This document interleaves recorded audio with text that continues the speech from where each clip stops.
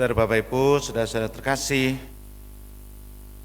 di hari novena yang kedua ini kita bisa belajar dari pengalaman Paulus dan Apolos tentunya. Paulus sendiri rasanya kalau kita melihat perjalanannya tidak mungkin dia akan menjadi pengikut Yesus.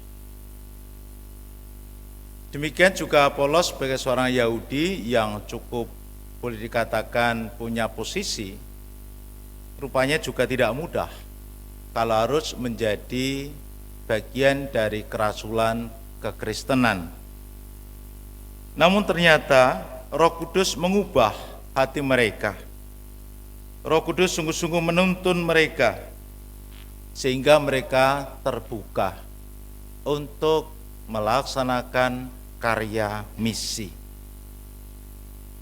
Maka kalau kita merenungkan lebih mendalam, ternyata yang jauh lebih berperan adalah Roh sendiri. Inilah perjalanan gereja sejak gereja awali sampai sekarang. Sebenarnya orang-orang pilihan Allah yang dipilihnya menjadi bagian untuk menjadi sarana Allah melakukan segala sesuatu.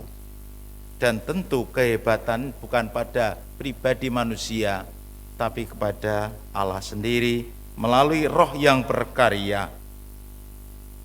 Maka kalau hari ini kita merenungkan tema Roh Kudus menguduskan gereja di tengah misi menguduskan dunia, ini semakin menyadarkan kepada kita bahwa gereja tumbuh dan berkembang tidak bisa dilepaskan dari peran Roh Kudus sendiri.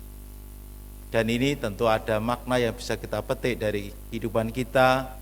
Yang pertama, bahwa kita adalah bagian dari mereka yang dipanggil Tuhan untuk senantiasa ikut serta dalam ambil bagian dalam pengudusan gereja melalui doa-doa kita, melalui keterbukaan hati kita.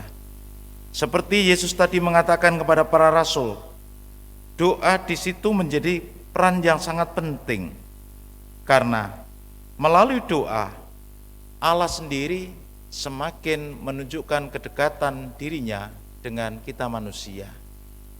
Doa pertama-tama bukan berkaitan dengan ritus, doa pertama-tama bukan berkaitan dengan mantra, tapi doa tidak lain adalah upaya mengakui Allah dalam hidup kita.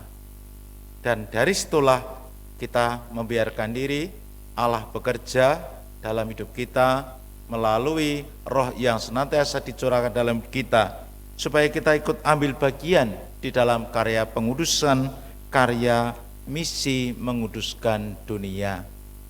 Semoga melalui karya Roh Kudus yang bekerja dalam kehidupan gereja, mulai gereja awali hingga sampai saat ini, juga menjadikan kita semakin terbuka, agar kita pun ikut ambil bagian dengan cara kita masing-masing di dalam menguduskan dunia. Allah memberkati kita.